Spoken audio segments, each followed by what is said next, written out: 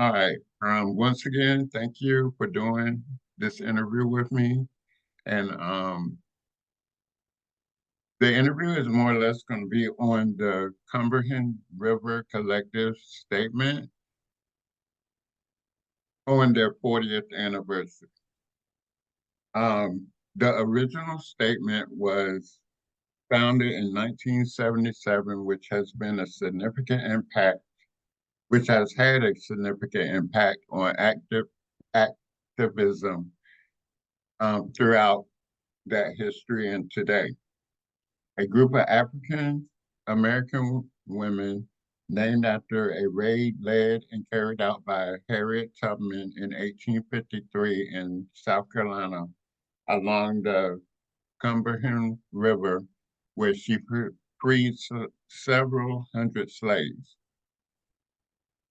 They felt that naming themselves after a political act would be highly important to their politics, which is identifying clearly the ways that Black women are oppressed.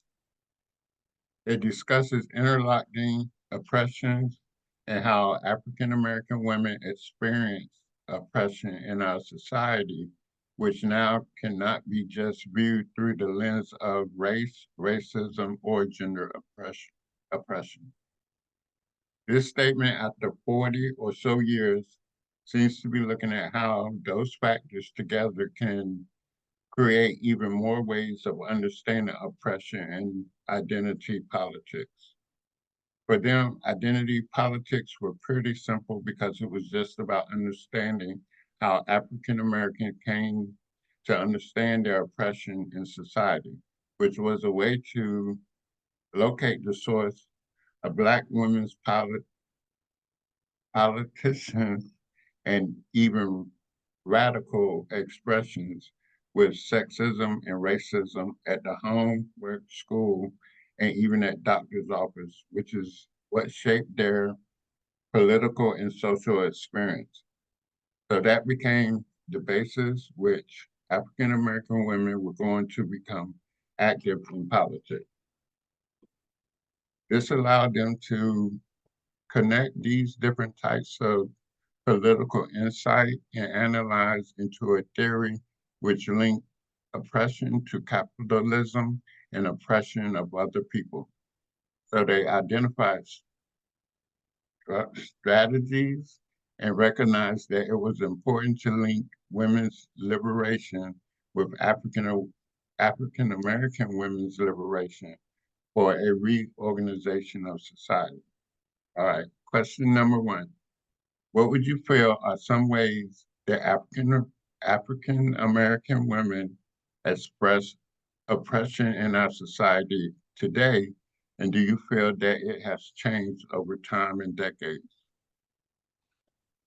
I love this question, in particular because, I mean, I'm an African American woman and I go through these experiences every day. One of the experiences that I go through that I feel is definitely a great oppression to African American women is, um, the fact that our feminist fight isn't even the same as most of the other races. If you go back into history and you look at the African American woman, she always had the freedom. I wouldn't even say the freedom, but she always worked. She worked. She took care of the family. She did all those things that other races were fighting to have. But we have to look at it in today's society and back then, that might not have been what she wanted. Right. For me in particular, like I'm a single parent. I'm educated. I hold 3 degrees, and I've always worked. I've always had to take care of myself. And it's that superwoman complex that, like, I feel like is the Black woman's oppression. Like we're expected to perform at these high levels and take on everything and be everything to everybody else, and we're left with basically nothing and no one looking at us as if we are the damsels in distress or we do need help, we do need a break. So that to me, I call it reverse reverse feminism, like where we're expected we're expected to excel in certain areas, and not only are we expected to excel in those certain areas, I don't think there is enough limelight on how hard we have to fight to be in these areas in society.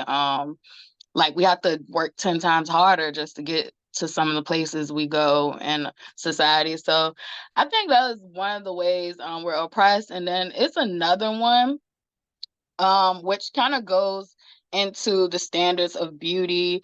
But I think that one of the biggest things that bothers me is that the Black woman in America is constantly compared to other women of other races, as far as her femininity, her ability to submit. Like basically, what is feminine to the Black woman? We're always looked at as combative or angry.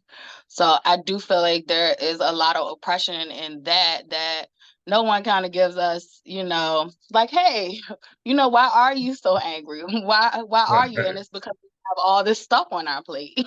Right. So, and it kind of make me feel it makes me think about that. It's a quote by Paul Mooney, and I'll definitely queued it up for the interview. But it's almost like Black women are admired for all these things that we're able to do, but and even down to our standards of beauty, like we're told, that we have to fit into society standards, but in all actuality and reality, our beauty is the standard. It's Yeah. just not presented that way. So I think of that quote by Paul Mooney, and I'm gonna cue it up. It's everybody wants to be Black, but no one, but don't no one want to be Black. So it's kind of like we're stuck with this context of, we're Black, we're beautiful, we're strong, but you're angry, you're Okay. you're hard, you're masculine. Right. And that's kind of how a lot of this um got started in the very beginning. That's why I kind of like was giving you kind of the history of what it is and how over 40 years, um, like in the year of 2017, a group of women of all nationalities ended up grouping up together to honor and consider the significance of the Cumberland River Collective Statement, who are all feminist movements in their own way and description. So these women of different backgrounds and identities gathered at a round table to discuss about their first encounter and their feminist inspirations of this statement.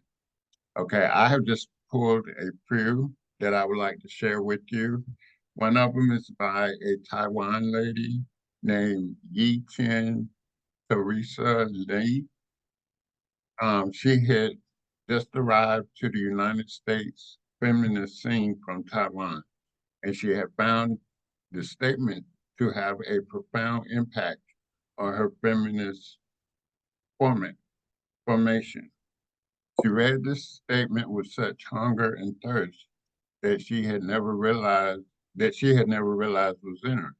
Since that first encounter, the statement has made tremendous global links for her to other feminists, and particularly transnational androgynous feminists. She states how the statement has been an inspiration for her when thinking about the sources of her feminist energies, which has made her go back to her own roots. She also credited the statement for impacting her feminist work in both scholarly and activist areas. So my question number two is, are there ways that you feel or believe that the Cumberland statement would inspire other women of today, regardless of background and regardless of background or their um their heritage or whatnot, um, that are part of the academic programs in colleges and universities? And if so, why? Or in what Yeah, way? this is a great question as well. So, I feel like Okay, in general, African American women are one of the most influential players on the chessboard that we call society. And I say that because with African American women, I mean, we're going to fight for our men, we're going to fight for our women, we're going to fight for our LGBTQ community, we're going to fight for justice for all. And I think that is the beauty in the Black feminist movement. And I think that was basically one of the most important things I got out of the CRC statement was that basically like it has been harder for Black feminists to organize because we're not just looking at oppression for just our race or our gender. We're looking at oppression, you know, in the sense of sexuality, toxic masculinity, Right. homophobia. Like we're looking at it in all these different lenses. And I think that in the past, it has made it harder to organize. However, I think that this is the awesome way and the awesome track, and I think we have to stick to it by trying to tackle all these things. And when we come back to the academic world, like in academia, I think the best way that we can keep this thing going is by having more DEI conversations in the classrooms, discussions, articles, because we will never have justice and equity and for all until, you know, we all unite and fight for each other and with each other. So I think by just opening up the floor for conversation and discussion in the academic setting is a game changer. Okay. And so that coming on to our last question, also at this roundtable was a woman named Becky Thompson, and she Mhm. spoke about identity politics, which I'm sure you probably know what that means, but I'm gonna run it across you real quick, which means politics based on a particular identity, such as race, nationality, religion, gender, sexual orientation, social background, and social class. Now, in 1979, the Cumberland members organized people from all across Boston to protest police refusal to investigate the murders of 12 African American women and one white woman. Okay, so in question number three, do you think that there is still a sense of identity politics happening within our society now? And in what manner do you feel that the oppressed individuals in society are working to make a change? Ah, so I think that identity politics has always played a role in our society. However, I think that now is the time to be alive. Like I think I think that we're not playing no more. Society is kind of Right, fed up. I right, mean, because you can see it. it kind of reminded me kind of the Black Lives Matter movement and different Yes. things that went on during that time. So that's kind of why I kind of geared it on that to see that it is a much powerful is and how powerful it really is getting. Yes, I mean we can feel it and it's continuing. I mean, definitely the Black Lives Matter, George Floyd will always be something ingrained in our brains, but it's constantly going on. I mean, you even have the Israel and Palestine thing. You see people showing up about humanity.